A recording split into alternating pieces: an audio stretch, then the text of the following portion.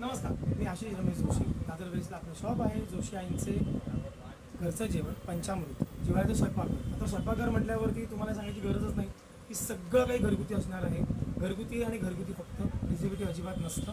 हा कार्यक्रम जो आहे जेवणाचा किंवा एकंदरीत असं सगळं माझ्या आईचा गेले 40-42 वर्ष आम्ही घरगुती सगळे पदार्थ करत असतो. गोडाधोडापासून तिखटापासून सगळे.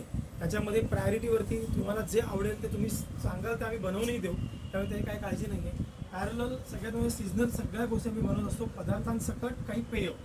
आज तुम्हाला जर का पेयांचा विचार केला तर सगळ्यात महत्त्वाची गोष्ट म्हणजे उन्हाळा चालू झालेला आहे. त्याच्यामुळे मसाला ताक हे अतिशय छान असतं. उन्हाळ्यामुळे मसाला ताक असणार आहे. त्याच्यानंतर आपण लस्सी बनवतो.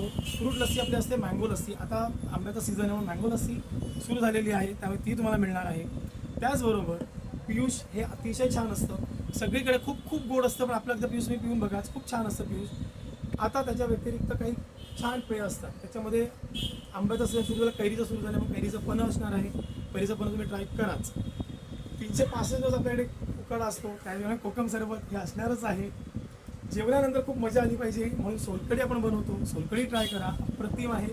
आणि सगळ्यात मजेदार म्हणजे पेरूचं सरबत आपण बनवतो, नेक्स्ट लेवल आहे. सगळ्यांनी ट्राय करावं, इतकं अप्रतिम आहे.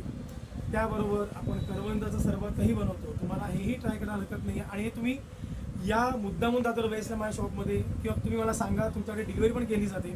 याच्या व्यतिरिक्त काही गोड पदार्थ, तिखट पदार्थ, घरचं जेवण, भाजी पोळी आमटी भात हे सगळं काही असतं.